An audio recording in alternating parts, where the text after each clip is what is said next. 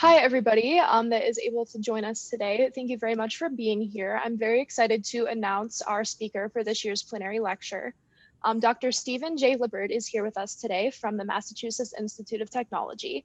He is the Arthur Amos Noyes Professor Emeritus of Chemistry there, where he spans with his research the fields of both biological and inorganic chemistry. He earned his bachelor's degree at Haverford College in 1962, followed by his doctorate in chemistry at MIT in 1965. And after a year as a postdoctoral fellow, he joined the faculty at Columbia University in 1966.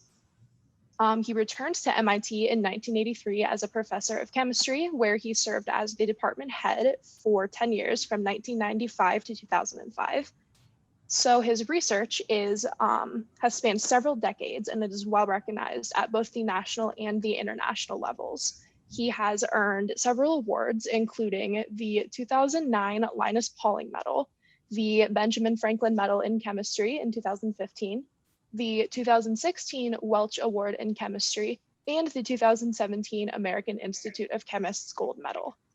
In 2004, he was awarded the National Medal of Science, which is the highest science honor in the country, awarded for his pioneering research in bioinorganic chemistry, including the interaction of metal compounds with DNA, preparation of synthetic models for metalloproteins, and the structural and mechanistic studies of methane monooxygenase. So before we get started with the lecture, I would like to remind you all to please mute your microphones during Dr. Lippard's talk to minimize feedback. And if anybody has any questions during the duration of the talk, I would encourage you to type them into the Zoom chat below. And at the end, Dr. Zhang will be able to relay them to Dr. Lippard and have a Q&A session following the talk. So without any further delay, I would like to introduce and welcome Dr. Stephan J. Lippard. Okay, thank you very much. I should also mention there's a session with the students tomorrow, right? So that's another time that you would have a chance to interact. So I'm going to share my screen. The host has to enable that.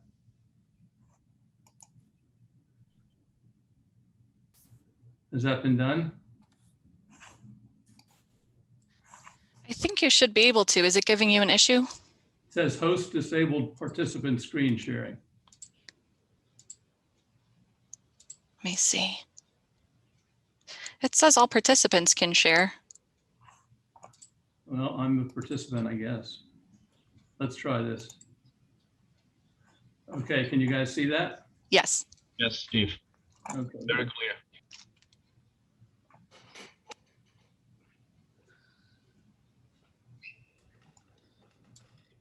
Okay, well, thank you for the introduction.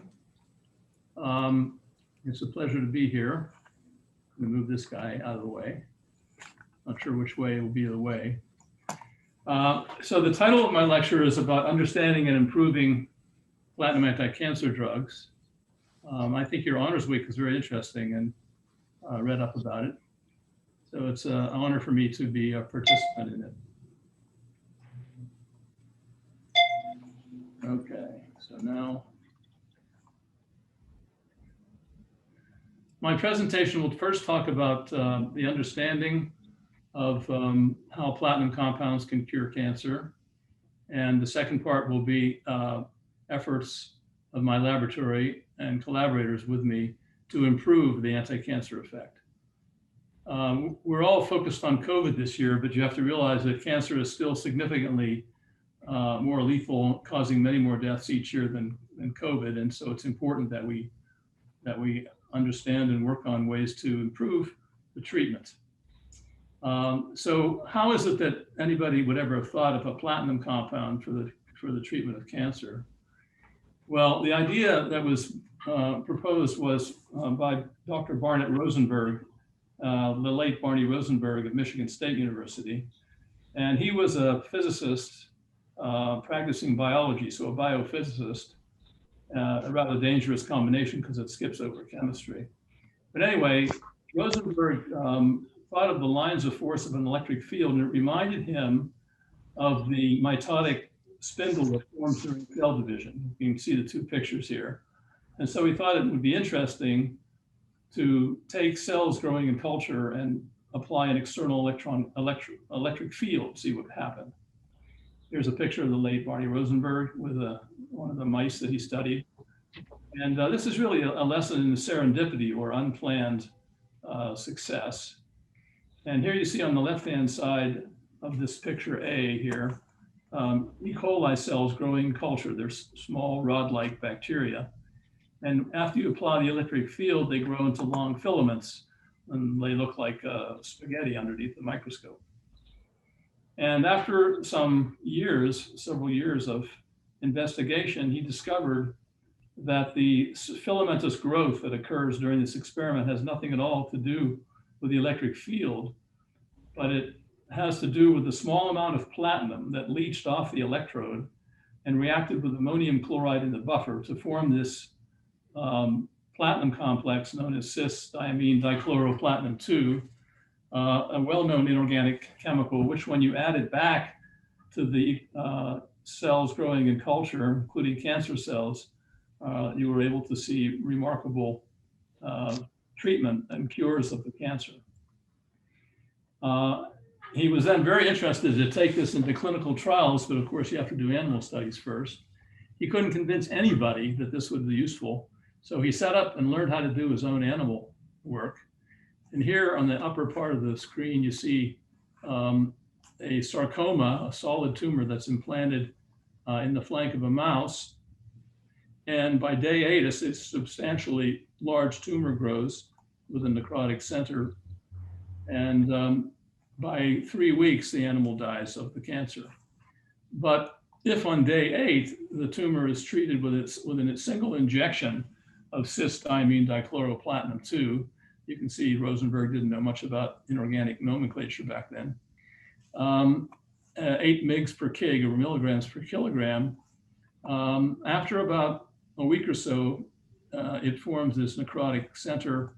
By day 20, the tumor is shrunk and the mouse can groom off the tumor. And after a few weeks, it lives a normal life span. So it was really a remarkable discovery. He was able to take that together with the zeal with which he approached the subject, approaching that zeal of a Hollywood producer and trying to make a good play, and was able to go forward and do some clinical studies and actually treat cancer. Now, cisplatin has been known for a long time. It was first discovered in 1845 by the French chemist Péron and was known as Péron's chloride. It's a planar molecule with platinum in the center, ammonia's in cis positions and chloride's opposite in cis positions. When I talk to my seatmate on an airplane and I describe what I'm working on, I talk about cisplatin. You can think about it like a baseball diamond with platinum on the pitcher's mound, chloride on first and second base, and ammonia on third base and home plate. They can get that.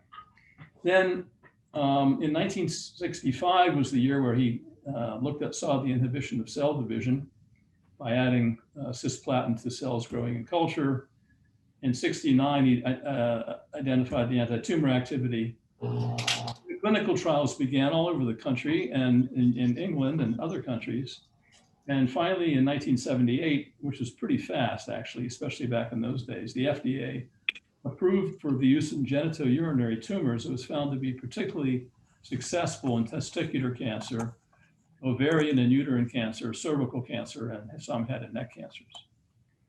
So of course, the inorganic chemist got very interested in this. It was a tremendous triumph. This compound has 11 atoms, not 1 carbon. We had all kinds of fun teasing our friends in organic chemistry who were producing anti-cancer drugs. But it was shown by a number of people that if you displace the chlorides, for example, with a chelating ligand, like the cyclobutane dicarboxylate, you can make a compound that's active known as carboplatin, or with oxalate, you can make what's called oxaliplatin. This one actually is used quite a bit in the clinic.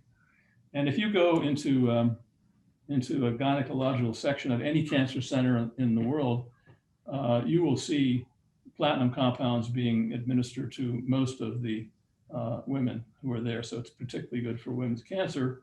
But for testicular cancer, it's really a miracle. That is, more than 90% of the patients are completely cured by the introduction of cisplatin into the chemotherapeutic regimen of drugs that they had.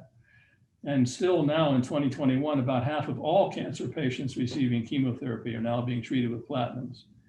It's a little less interesting for people to use chemotherapy than other targeted forms of therapy, but because it works so well for testicular cancer, it's really the drug of choice.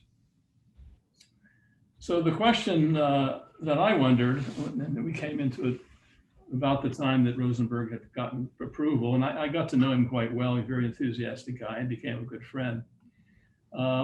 He viewed me as an intelligent skeptic, which I took as a great badge of honor. And so we wanted to decide to figure out what was the target and how did it work. Well, Barney pretty much knew that DNA was the target, so I'll give that to him and his group. But in terms of how it works, well, that was largely done in my lab over the years, and some others as well. So I want to show you the data that the cellular target is DNA, and some of the processes that are important in the process. So to summarize, there are 4 stages in the mechanism of action. Cisplatin is given as an intravenous injection, so it enters the blood. And in the bloodstream, it encounters about 0.1 molar chloride ion. But then it diffuses across the cell membrane. And it's been known for a long time to passively diffuse, passive transport. But in more recent days, and not so recently, but maybe a decade or so ago, it was found that the transporter for copper ion across the cell membrane, known as CTR, the 2 forms 1 and 2, presumably can also transport cisplatin across. We haven't repeated that ourselves, but because it actually seems kind of odd, but it's possible that that's what happens. Anyway, the interesting thing is that when the platinum gets inside the cell, the chloride ion concentration goes down by a couple of orders of magnitude from about 0.1 molar to 4 millimolar inside the cytoplasm. And so that promotes the stepwise dissociation of the chloride ions to form first the monoaqua, and then finally the diaqua platinum compound shown on the left. And that's an activated form. It's about a half-life of 8 hours for that to form.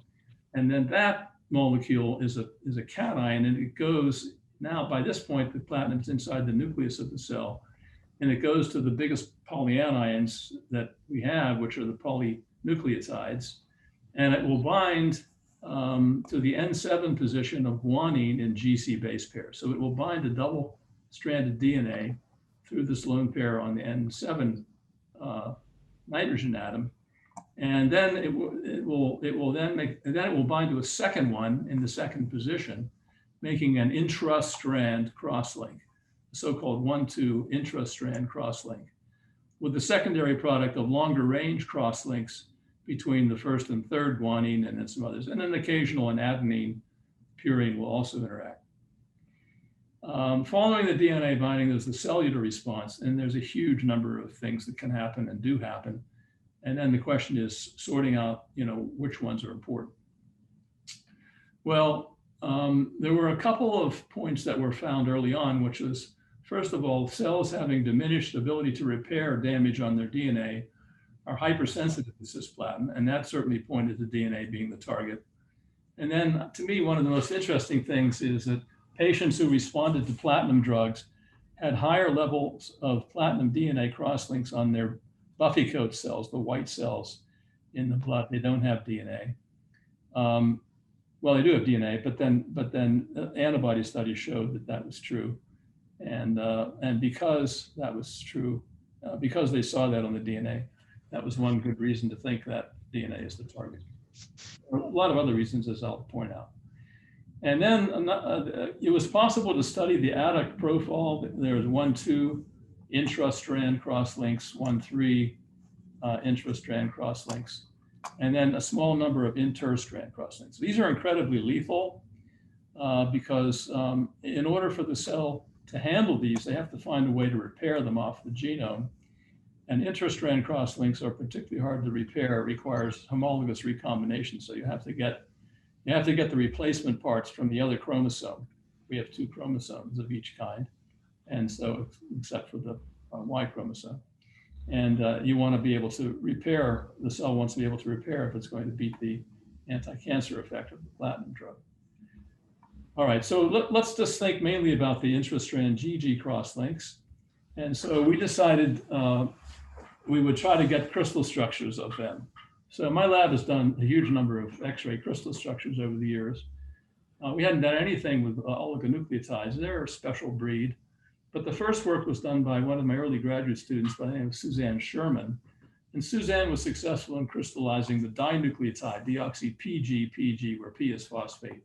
So this is a phosphodiester bond here, a terminal 5' phosphate and a 3' phosphate, which is bridging the two Gs. And you can see the platinum binds to the N7 positions of the two guanines, making this, this cross-link. And the ammonias are then in the major groove. So this is on the major groove side of the duplex. If this were double-stranded, it's only a simple dinucleotide, but that's where it would be. Then we wanted to get the structure of double-stranded DNA, and that took another 10 years before we were successful in crystallizing double-stranded DNA containing the cisplatin crosslink. One of the problems you might imagine is a packing problem in the crystal lattice.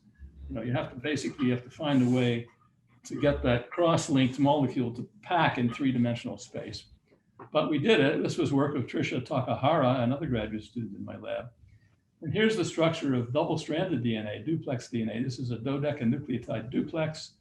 And the way you make this is kind of cool. You synthesize an oligonucleotide. You can buy them now, but back then we synthesized them manually before any of the machines came along. So we picked the sequence deoxy-CCT-CT, GG, TC, TCC. And if you take this dodecamer single-stranded duplex and add cisplatin, it makes the intrastrand crosslink because the cytosine and thymines don't have any good donor ligands that can bind to the guanine.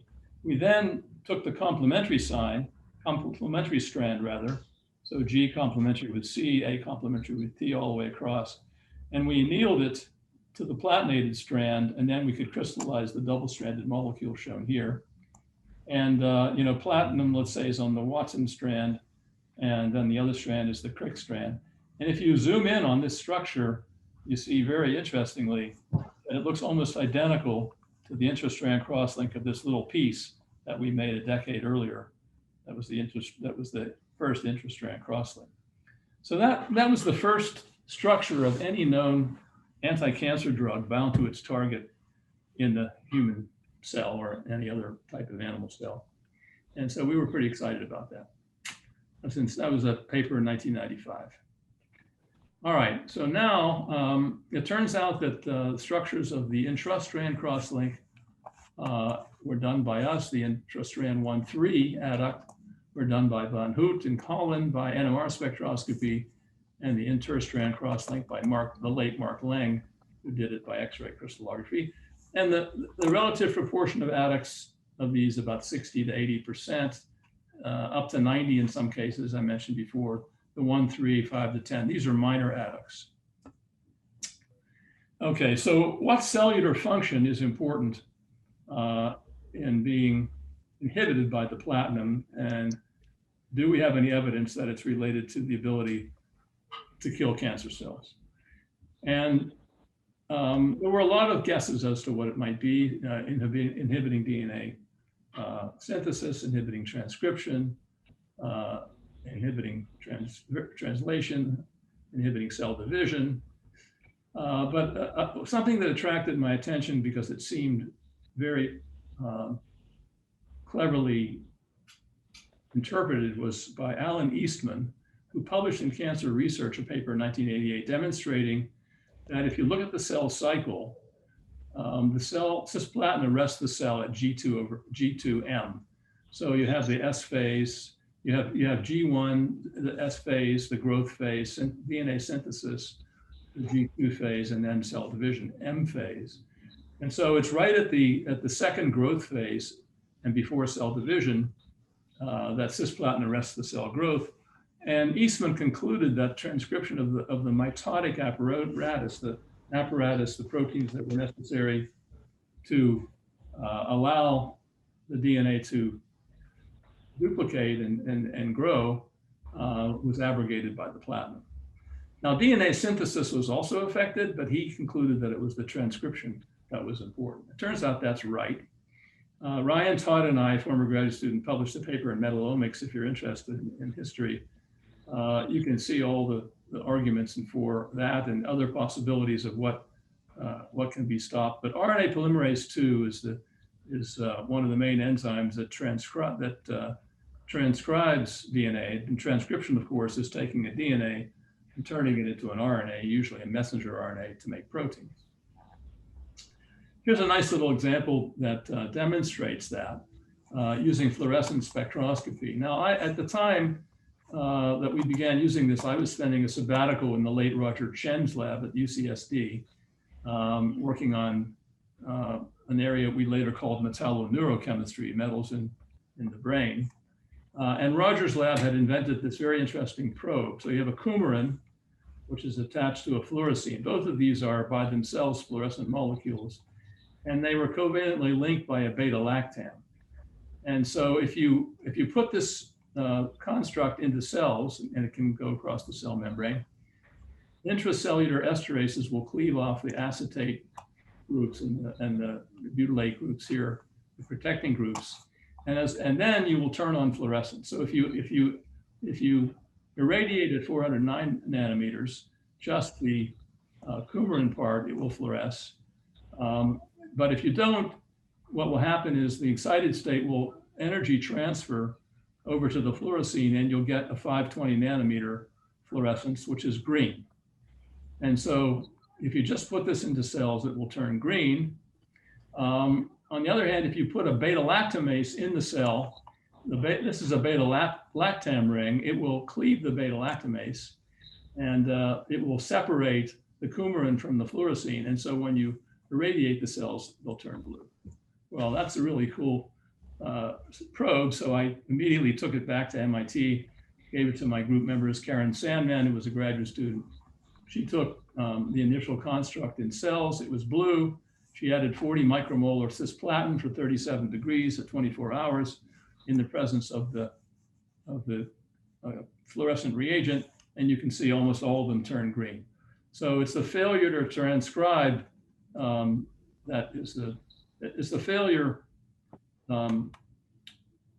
It's the proof that this can actually detect low levels of gene expression, because what you're looking at is the expression of the beta-lactamase in the cell. And if you can't form this thing because transcription is being inhibited, you don't see the blue to green transition. Another way, which is more of a chemist's way or a biochemist's way, is to make an artificial independent transcription assay. So so DNA is in black, RNA is in red, and a phosphorus 32 radioactive label is in red with a little asterisk here. So if you take a DNA strand, it's also shown over here, and then you take its complementary DNA strand up to a point, and you anneal to it a small piece of RNA, which serves as to form an artificial transcription elongation complex. And then you attach that to a bead so you can pull it down, and you add an RNA polymerase. This will begin to synthesize the RNA. Now, if you take this piece here and you anneal it to this platinated piece, what you have is a double-stranded piece of DNA that contains a growing RNA and an intrastrand cisplatin crosslink. When we programmed in this to be a GG crosslink. It's known as a transcription walking assay. Okay, and so what will happen is the RNA will begin to be transcribed.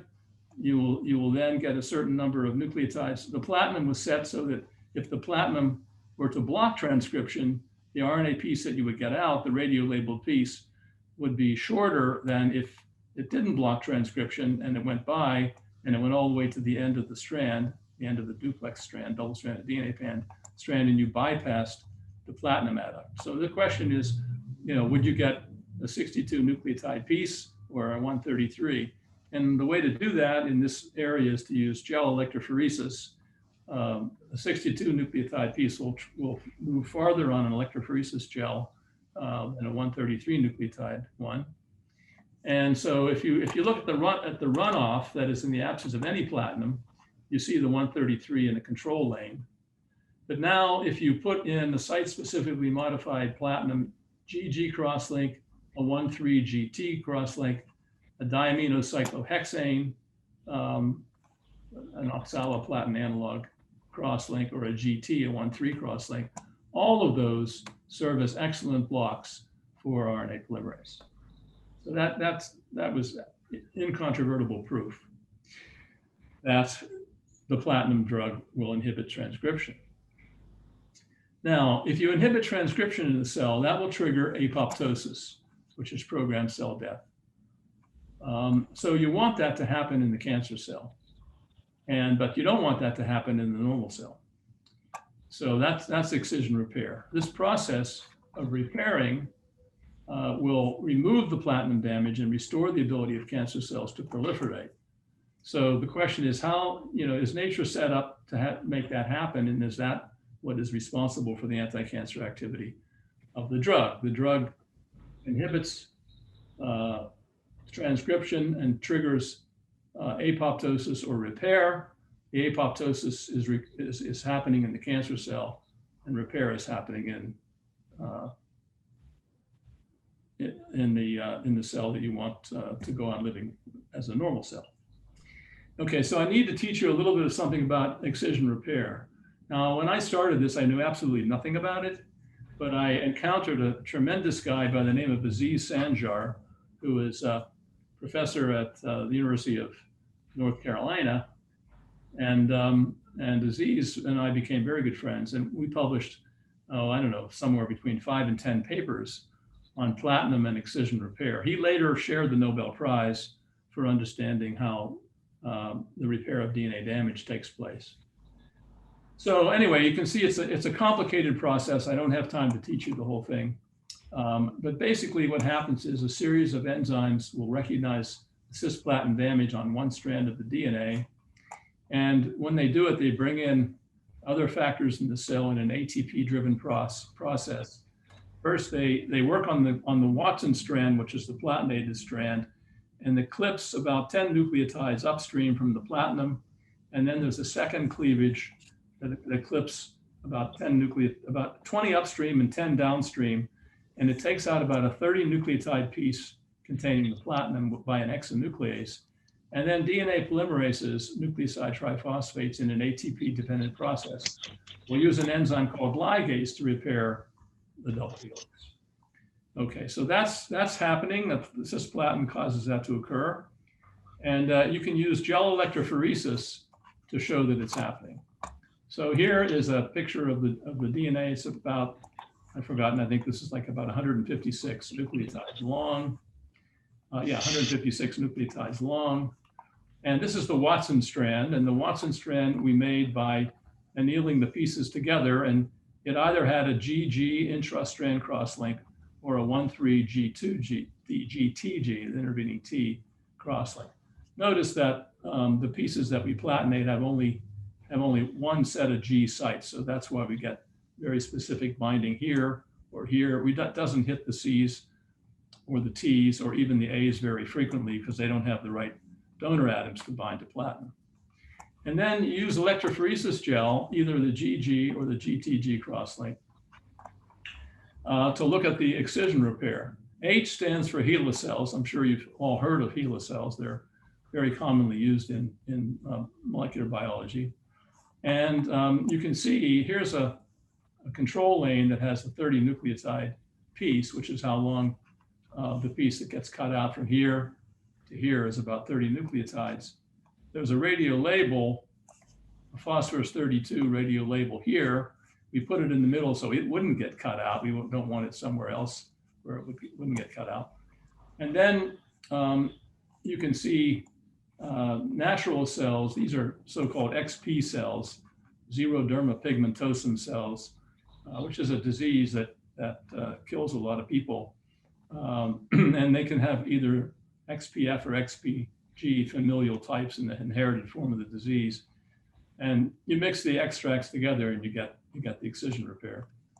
And so you can see a little ladder of pieces. Why don't you get a single piece? Well, it's because there are other nucleotide phosphatases that are cleaving the DNA backbone. And so you get shorter pieces. You get 30, 29, 28, 27, and so forth. So you see a little ladder when you have, say, F plus G together. Okay, I realize if you have questions, we can talk about it, or we can talk about it tomorrow. This you will understand, though. This is a cartoon that was done by a very bright Chinese postdoc, Chinese graduate student of mine, who is now on the faculty at UCSD. And so you have basically a piece of DNA. Cisplatin damage on the DNA blocks transcription, the formation of RNA. And that's done by the enzyme called RNA polymerase, which I just showed you pictures of. When that happens, the stalled RNA polymerase triggers a number of cellular processes that tells the cell to repair it or to commit suicide. If it can't repair it, it will commit suicide. If it can repair it, it will continue to live. So failure to recognize and repair the damage in answer to this 9/11 call is what you want in the cancer cell. But in the normal cell, what you want is for the cellular repair machinery to come in and to recognize and repair the damage in answer to the distress call in the healthy cell. And the anti-cancer activity of the platinum drug exploits this property. It's a battle between transcription inhibition, which triggers cell death, and repair, which prolongs cell life. That's the main event. And I could stop here and take questions probably for the rest of the time, but I won't. I have other stuff to talk about. But if you have them, be sure to carry on. And if you don't completely understand, maybe we can sort out some of the details in questions today or tomorrow. Now, the question is, what explains the great success of cisplatin against testicular cancer? Why are 95 to 98% of the people, depending upon the degree of the cancer, the specifics of it, cured by testicular cancer? And but that's not true for any other cancer, at least as far as I know. So it really is a miracle. There's no point in even thinking about targeted therapies or any of the other things that go on in cancer therapy. So we began to investigate high mobility group protein. They're called high mobility group proteins because they move fast on electrophoresis shells. And they were discovered in the early days of DNA when biologists were interested in finding out what cellular proteins bound DNA. And so we thought, maybe there's a cellular protein or more than one cellular protein which binds DNA specifically when platinum is there. So it's an platinum-induced binding. And so therefore it may have an important part in the anti-cancer properties of cisplatin. And so we began to fish for these proteins using a number of known biological techniques.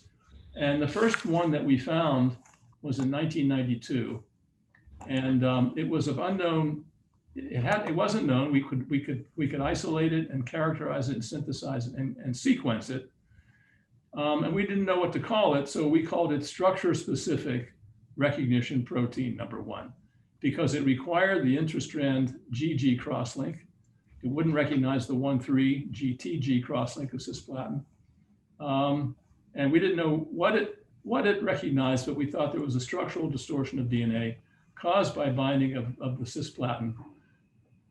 And what we did realize was that there was a specific domain in the DNA, which had recently in 1992, been identified by Trojan at Berkeley.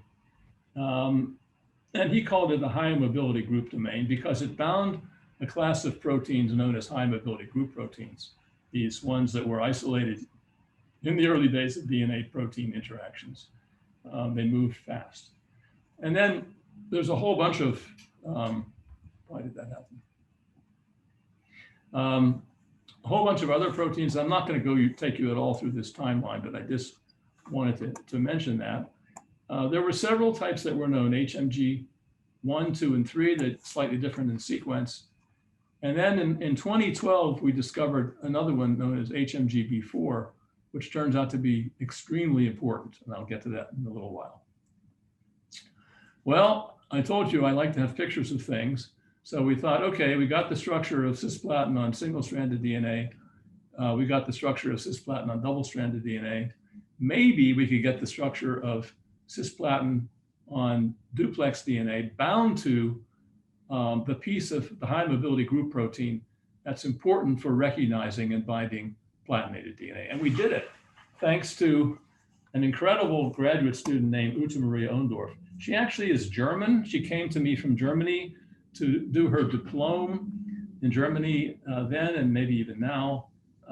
Students in college were given their diploma, but they had to do research. She decided to come to my lab and do the research.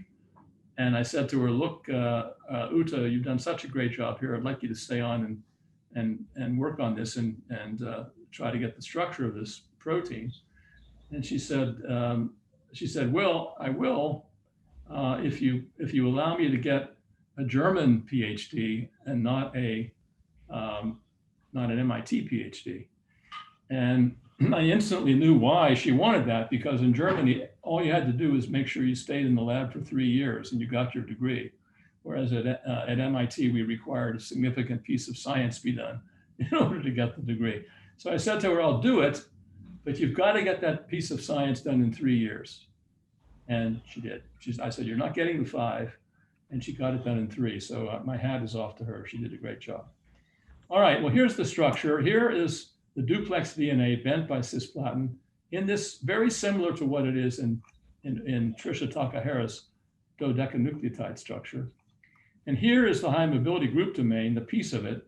You can see it's got these alpha helices, it got these folded regions, and you can see that it has a side chain, a phenylalanine side chain, an aromatic side chain that inserts in the hydrophobic notch across from cisplatin in the major groove. The minor groove is hydrophobic, and this guy inserts in there.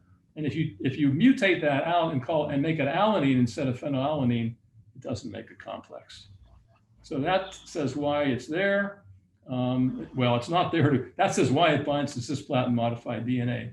Certainly nature didn't know that Rosenberg was going to show platinum binding to DNA when it invented this protein. All right, so how is that related to the curing of testicular cancer by cisplatin? Well, honestly, we didn't really know at the time, and so we kind of put it aside. I'm coming back to it for a very obvious reason. And there was something about the work that Ute didn't tell me until much later. And when I called her up and asked her whether she knew that the presence of reagents that could break disulfide bonds in proteins had to be excluded when she crystallized her complex between this high mobility group domain and the platinated DNA. She said, oh, I knew that. I said, well, you never told me, and it turns out to be very important, as I'll show you. Because it explains, or at least it gives us a model for why testicular cancer is cured by cisplatin. So that was pretty exciting. And I'll tell you what that is. All right, so I'm going to show you some pictures of cisplatin damage repair inhibited by the high mobility group domain.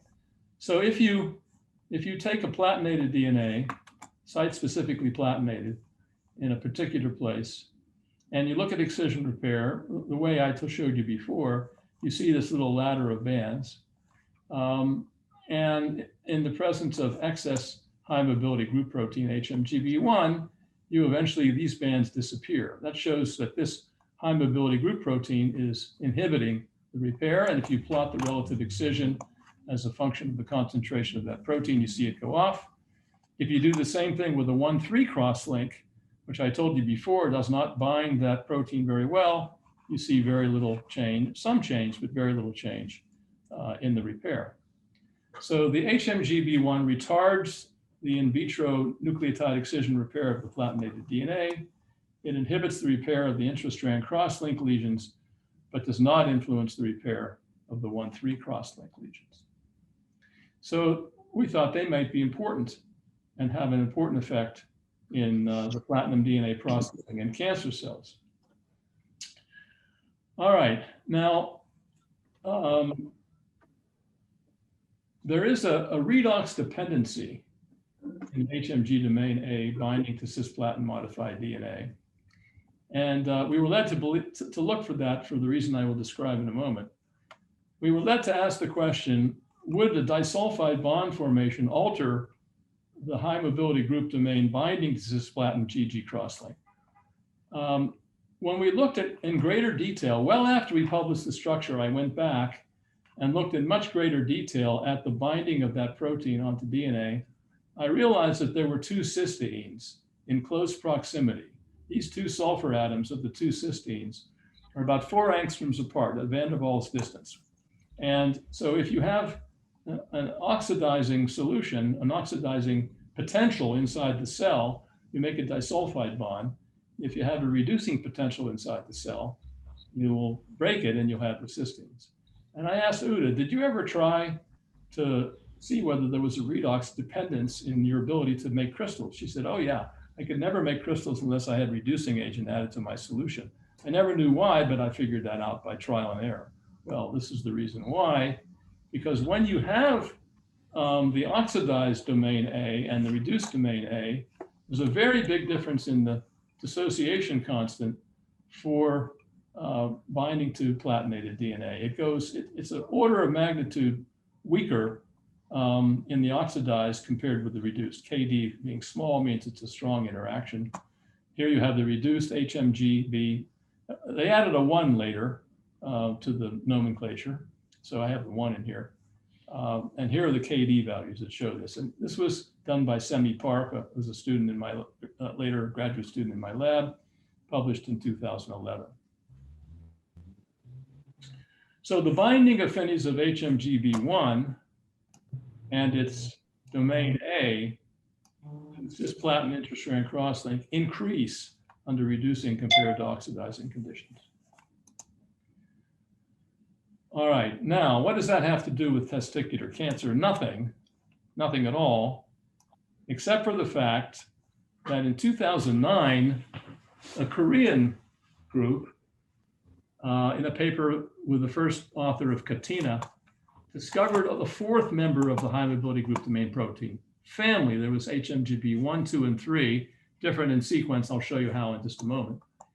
HMGB4 was unique in binding, in most cases, depending upon the nature of the tissue that you looked at, only in testes tissue, not in brain, lung, kidney, thymus, liver, spleen, and others. And it was a little smaller than the other HMG domain proteins 1, 2, and 3, had this testis-specific expression, and the expression level changed during spermatogenesis. Well, as you might imagine, because of the great success of cisplatin against testicular cancer, anytime I saw anything that talked about a protein that was specific to testes, it attracted my attention. And it really attracted my attention when I saw it was the high mobility group protein family, which we had been studying for decades as being potentially important in this whole operation. So then the question was, is HMGB4 expressed at high levels, specifically in testes, the factor that enhances the sensitivity of testicular cancer to cisplatin treatment by neutralizing the effect of the intracellular redox potential? You don't have the two cysteines, it doesn't care about making a disulfide bond because it can't, because it doesn't have the cysteines there. All right. Here are the sequences of HMGB 1, 2, 3, and 4. I don't expect you to memorize them, but I will show you a few things about them. First of all, there's a C-terminal tail, all acidic on the high mobility group proteins. Look at it, all aspartates and glutamates, all the way out to the end, but not in HMGB4, the last one. It was missing those. So it doesn't bind to DNA quite as strongly. It binds to DNA more strongly because it's missing these negative amino acids, which tend to repel the polynucleotide negatively charged backbone of DNA. The conserved intercalating residues are shown in the green box here. They're phenylalanine, phenylalanine, and phenylalanine, which I showed you in the crystal structure.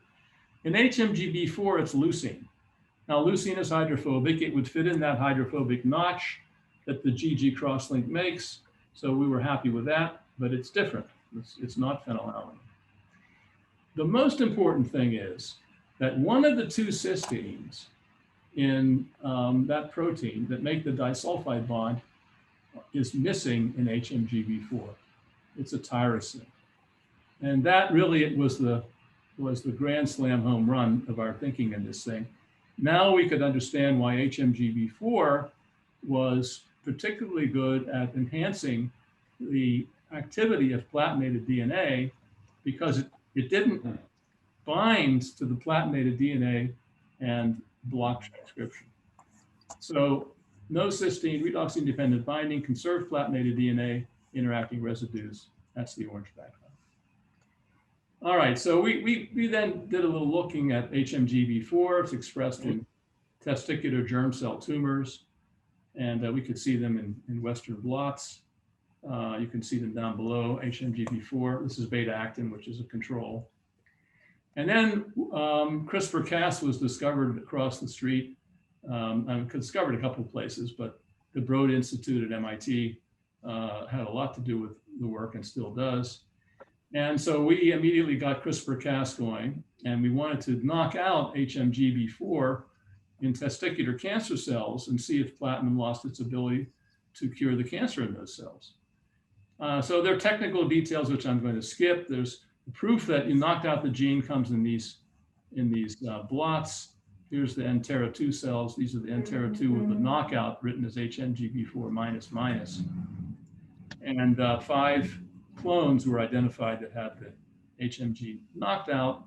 And we looked at the cytotoxicity in the CRISPR-Cas cells, and we found that the IC50, the concentration of platinum that was necessary to kill the cells in parental versus the knockout cells, was substantially abrogated in the cells which had the HMGB clones 1, clone 2, for example, and you needed a lot more platinum to kill the cell compared to the parental cell. So without any question, HMGB4 is promoting the activity of the cell of platinum to cure cancer in those cells. Cell sensitivity to cisplatin correlates with HMGB4, becomes 3.4-fold more sensitive to the platinum when HMGB4 is present. Now, 3.4 may sound like a small number compared to some things in life, but in terms of cancer biology, a number of 3.4 is pretty important in terms of, in this case, it's, I mean, we don't know whether our model really replicates what actually goes on in a human cancer patient, but everything is, set to support that model. Now, a model is only as good as the first person who comes along and shows it's wrong. And so I wouldn't claim to have proved anything in any of this work, except the crystal structures, of course, there's no question about those, and some other things. But when it comes to understanding how biology works, you make a model. If it stays around for a long time and everybody believes it, it's correct. And if not, it's not. Witness the latest discovery in physics. I'm sure some of you have noticed they're going to have to change the so-called standard model in physics. Any of you who are physics majors will be pretty excited about that. Okay, and then finally, HMGB4 blocks nucleotide excision repair in the Entera wild type extracts, just to prove that it's doing the same thing that we saw before, as you can see in this plot, using the type of experiment we did with the Z Sanjar that I mentioned earlier. So repair shielding clearly occurs in testicular cell extracts with substantially more repair than in the knockout cells. And what we began doing then was to look at human biopsy tissue for metastatic testicular germ cell tumors in patients that responded to but ultimately failed cisplatin treatment. If there are 90% cures every year, that means there are 10% failures. So we went over to Mass General and we made every attempt to get tissue from the patients who failed treatment and ultimately passed away. We weren't very successful. And this is something that if I were still at MIT, I'd still be pushing on. Because if we could make that link and show that the people who did not respond to cisplatin had less or knocked out high mobility group protein or mutated, then we could say proved, in quote, the mechanism of cisplatin. But I retired in 2017, and maybe there's somebody in the audience, Yao Rong, who would take this up and carry it forward. And then overexpression of HMGB4 and other cancer cells was something that I started as well to see whether we could sensitize cells to cisplatin, because you could then add that to the regimen of drugs that are given to cancer patients and see if you could get the cells to be sensitized. But again, that work didn't get very far because I decided to retire. Okay. Now, I have a little time left. I was told I could go a little over. We're about 10 minutes short of the hour.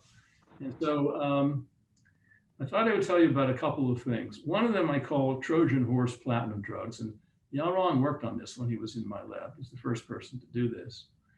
And we took that idea, which became quite successful, and founded a company with Bob Langer at MIT, who you may know is one of the great people in the use of nanomedicine. He was my former colleague at MIT in the Department of Chemical Engineering. He's one of the founders of Moderna, so he's just a tremendous guy. And he brought me into contact with one of his former postdocs named Omid Farrokhzad, and we founded a company called Blend Therapeutics. I'll tell you a little bit about it.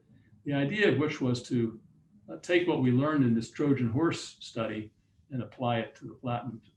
And then I'll finally talk about sensitizing cancer cells to cisplatin, but I basically told you how we're going to do that with HMGB1. All right, so a Trojan horse has to have two things. It has to have Trojans that fit inside the horse, and that's the platinum drug, and it has to have the horse.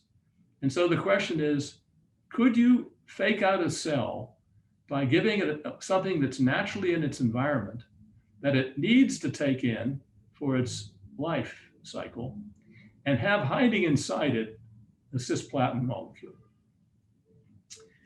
And if you don't know what a Trojan horse is, that's Greek mythology. That's your homework for tonight, is to look it up on Google and find out what it is. Okay, so here's the crystal structure of serum albumin. Serum albumin is the protein of highest concentration in the body. About half of blood plasma is made up of this protein. It's about 7 nanometers inside, 66,000 molecular weight. In the PDB protein database, this is the structure comes out of the protein database. The crystal structure has been known. As a drug vehicle, it's not toxic, not immunotoxic, has preferential uptake in tumor because cancer cells want to take in proteins, because cancer cells are limited in their ability to metabolize sugars, something known as the Warburg effect. So they take in as many proteins as they can so that they can chop them up into amino acids and save the energy that it takes to synthesize amino acids. It wants the pre-made parts. And so one of the main things that it takes in is albumin, because it's the most abundant protein. So it's a natural carrier for metabolic compounds and for therapeutic drugs. And a group in Los Angeles invented a compound called Abraxane based on this principle. We weren't the ones to think of it for treating solid tumors. And they took a taxane, so-called paclitaxel, non-covalently bound to albumin in a hydrophobic notch that's there. And the FDA approved that for treating solid tumors. The guy who did this made close to $1 billion and probably became one of the richest men on the West Coast. All right, well, the FDA approved that for treating solid tumors. And so along comes Yaorong Zheng, who's right here, first author on this paper, published in 2014. And his idea was to take platinum-2 and do an oxidative addition with hydrogen peroxide to make platinum-4, where you could bind carboxylic acids in the axial positions. And if you have a long hydrophobic piece of organic chicken fat hanging down from this side and 16 carbons in the chain, he called it C16 platinum, it can bind into that hydrophobic notch in the albumin, bringing platinum into proximity. And once inside the cell, there's a higher reducing potential, and the platinum-4 is reduced to platinum-2. So it will reduce cisplatin inside the cell. It would then migrate to the DNA and kill the cell by the mechanism that I described. We don't have this is not a structure. This is a docking model supported by fluorescence titrations with some of the collaborators from my lab who are indicated at the bottom of the slide. And it has a pretty good half-life in blood. It's about, the C16 platinum is about 6.8 hours half-life, whereas cisplatin is only in minutes. Satraplatin is another platinum-4. Cisplatin prodrug is even less. So you get relatively long half-life in blood, so it circulates and is likely to find the cancer cell. This is published, as you can see below. And then if you look at the cytotoxicity profiles of the platinum drug, I'm just going to focus on this ovarian result. You can see cisplatin needed 1.86 plus or minus 0.14. I think that's millimolar concentration. It might be micromolar. Yeah, I'm wrong. Shout out. What is it? Are you awake? Yes, I'm awake. It's micromolar. So okay, 1.86 micromolar. That's what I thought. And the C16 is 0.1. So it's much more toxic. It shows efficient cellular entry. We could see it inside the cell, and the uptake is about 40 times that of cisplatin because it goes in through that mechanism we described. And then we could isolate the DNA and look at the amount of platinum on the DNA, and cisplatin was about 8 times more effective. It's about 8 times more effective than cisplatin when it was bound to the albumin. And so we started this company. It was originally called Blend, and then Blend got interested in another topic, and the company split into two. Playcon, which owns the IP, intellectual property, and another company called Tarveda, which I won't talk about. And this is from the Playcon site. Playcon doesn't exist anymore either. But they said that once administered, BTP, so BT was for Blend Therapeutics. So BTP, TP Therapeutics, 114, number 114, rapidly conjugated to serum albumin in blood. So this was a covalent compound, right? It's a platinum-4 compound, which then bound covalently to albumin through strong covalent bonds through a Michael reaction, resulting in increased plasma exposure, long half-life, 13-fold increase in tumors observed following a dose, giving improved efficacy in preclinical models of lung and ovarian cancer compared to cisplatin, while reducing the dose-limiting toxicities of cisplatin. Novel post-analyzed therapeutic is 114 is the lead. This is company speak. Novel therapeutic discovered by the R&D team using platinum chemistry that I taught them. I was on their advisory board. It's a personalized drug because they picked patients who had specific mutations that leveraged the growth. It was the first personalized platinum in the field. And it went through phase 1, 2A. And the first patient was dosed in October 11th, 2016. Now, I'm not finished with this lecture. I'm very close to the end. And I used to finish my lectures by saying, I would like to cure at least one person of cancer before I leave the planet. And we did. There were some long-term responses in this particular phase 2A trial that I learned from people in the company. I was no longer associated with the company. And so they said, Steve, you can say now that you've cured some people because they've done well in the clinical trial and haven't had any recurrence. Obviously, one would like to take it further and complete the trials. We've been in touch with companies, but it's really hard to get money, especially in pandemic years, put into platinum drug studies because it's a chemotherapy and not a targeted, it's targeted chemotherapy, but it's not a targeted antibody therapy, which is, much more sexy type stuff these days. And then finally, just the sensitizing of cells. Remember about HMG before, of course. Here it is present specifically in testes. And the question is, could we overexpress HMGB4 in non-testicular cancer cells? And that would allow for repair shielding to take place. And so the cells couldn't repair the DNA.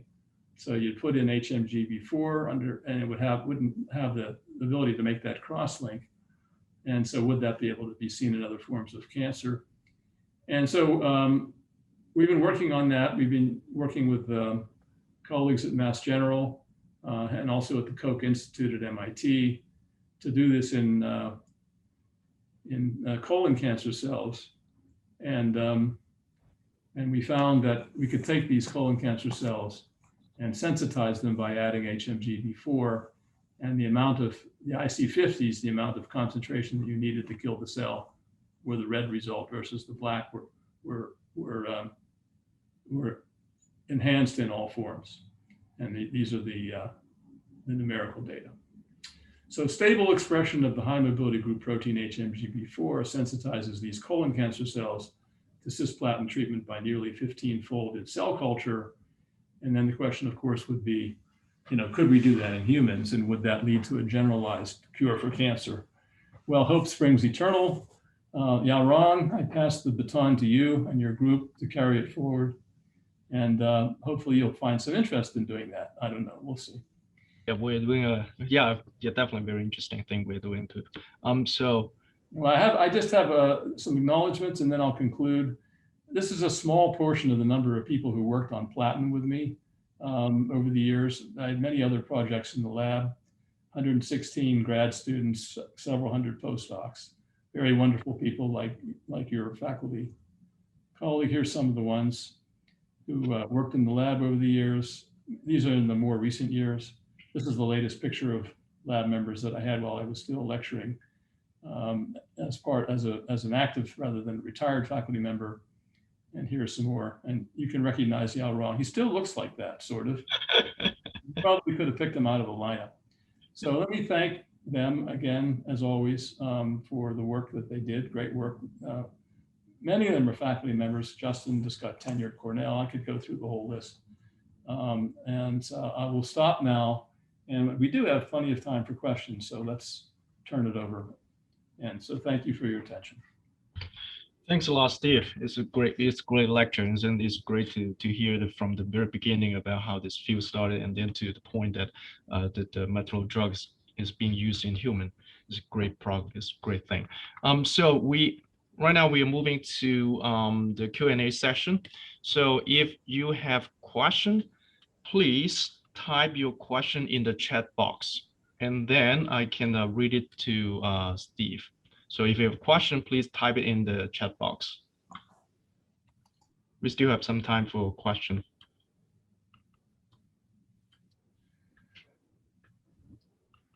And in the emergency situation that they can't type, we will actually take some verbally, because sometimes students get a little shy to do things like that. Oh yeah, maybe, yeah. So I mean, if you want to talk, just feel free. There used to be a hand-raising feature on Zoom. It probably is here somewhere. Let's see what happens in the participation box. It's a little hand. If you push it, you raise your hand and Yaorong can see you. But anybody? Is anybody still there? One question. So there's a question here.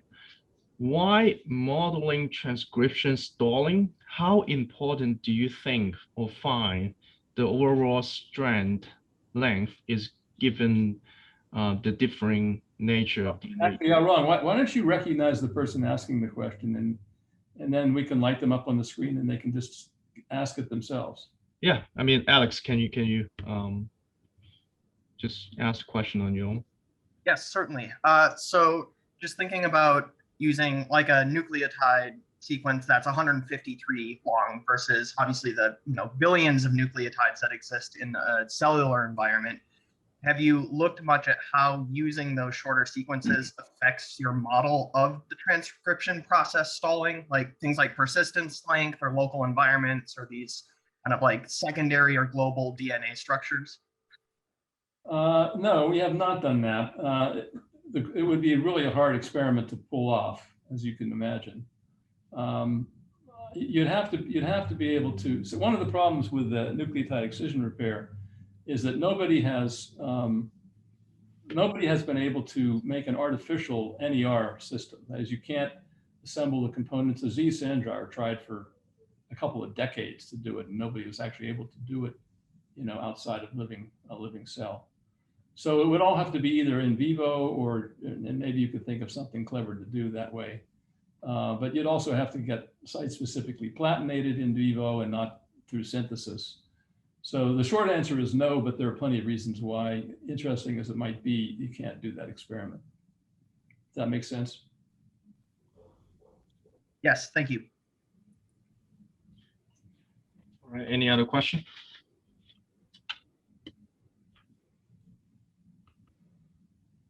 Maybe I can ask one question. So so Steve, what do you think is the next big thing? I mean, you start the field of initiated field of metal drugs, and what's in your opinion about the next big thing in this area? What's in the metal drugs, not limited to platinum compounds?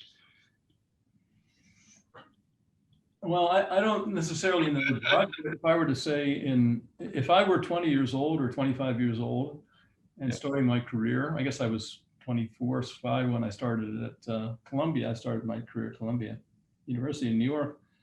I would work on, I wouldn't work on cancer because I don't see a big role for inorganic chemistry and bioinorganic chemistry in cancer. I mean, I think platinum was an amazing, wonderful accident, serendipity. But there are other areas that I've worked in, and to me, the most interesting as I retired, my wife passed away, my kids moved to Maryland, to nearby, outside of DC, to Bethesda. One of my sons and my granddaughters are there, so I decided to move here. And I spent some time at the NIH. I actually did a sabbatical there in 2012 before I retired. And I could do some work there, but if I hadn't retired, I would be working on this area that we call metalloom neurochemistry. And so if I want to suggest something to the students and postdocs who are listening, I would recommend the use of to study metal ions and their role in neurotransmission, sensory perception, that sort of thing. And we worked mostly on zinc. Yeah, right. But there were other metals as well, and the zinc metalloom neurochemistry area is very strong. I just listened to a seminar by a former collaborator of mine yesterday by Zoom. It was spectacular work that he's doing. In the case of sound, showing that zinc can modulate the auditory response. In fact, metal ions in the brain, we worked on with collaborators. In all cases, I initiated work myself in my lab, and then I found a collaborator who could really help us with the biological experiments and medicinal experiments. We worked on sensory perception. We did vision, audition, hearing, olfaction, smell, and we didn't do taste.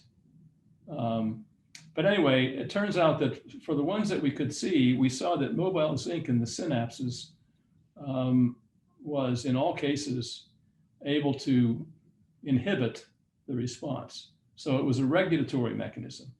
If you had a loud sonic boom and you wanted to be softened, you would inject synaptic zinc into the synapse.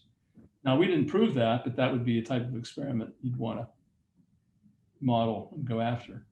Or if you go into the lady's if you go into the ladies' perfume section of a department store and are overwhelmed by the smell of perfume, and eventually you begin to get to the point where you can smell a cup of coffee with somebody walking by, you can be pretty sure that the synaptic zinc was involved in that process in down-regulating the ability of the tuning down the response factor to neurotransmission. Anyway, that's just one thing that interests me. I think that young people should find somebody who they admire, and whose work they admire, and do what I call self-mentoring. In other words, shadow that person, annoy that person to the point where they tell you what they're doing in great detail, so that you can learn and think about how you might be able to pick areas to study. And you'll find something. Everybody does if you're just a little bit persistent.